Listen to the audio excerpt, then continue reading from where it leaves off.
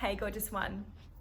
Have you ever been told to just follow your heart or listen to your heart when it comes to a romantic or love relationship? And when you've listened to it, it's led you to a place that wasn't healthy, wasn't fulfilling for you, and just wasn't serving your best interests? Well, if that's you, you're not alone. I have absolutely been there. And what I want to talk to you today about is how if you had instead been told to trust yourself and tune into your intuition and listen and act on that knowing, you probably would have found yourself in a much better relationship or would have exited that relationship much sooner.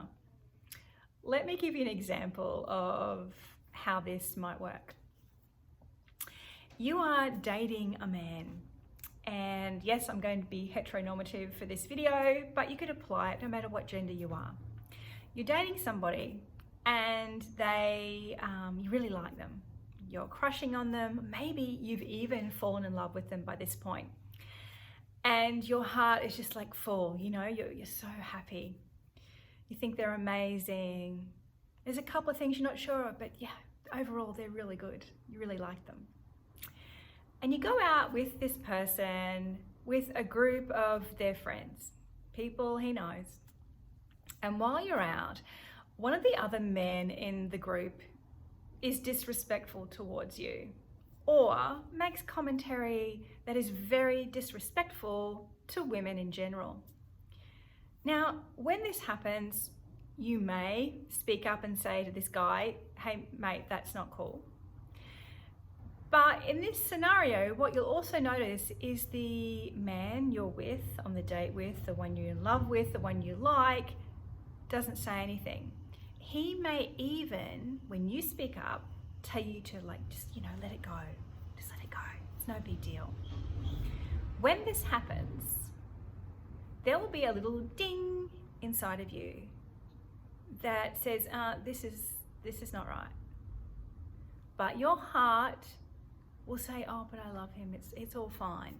And your mind at this point will step in and give you lots of reasons why he's behaved that way, etc.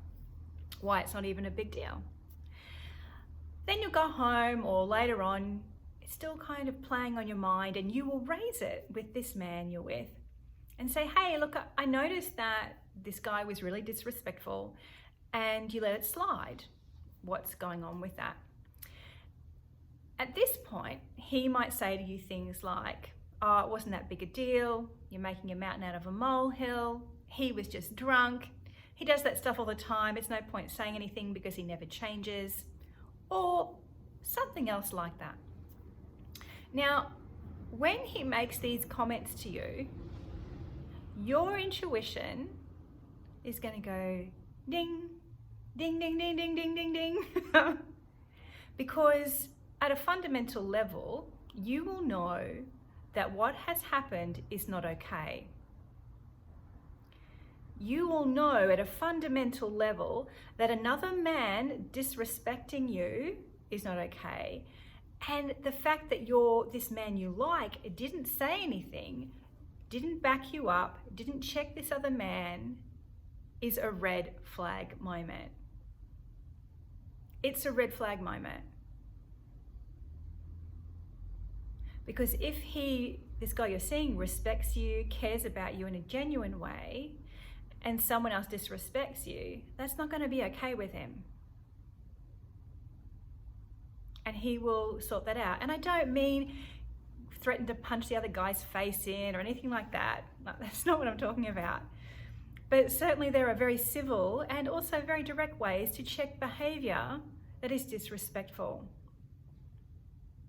Now, here's the thing. What often happens, and you know what? I have totally done this.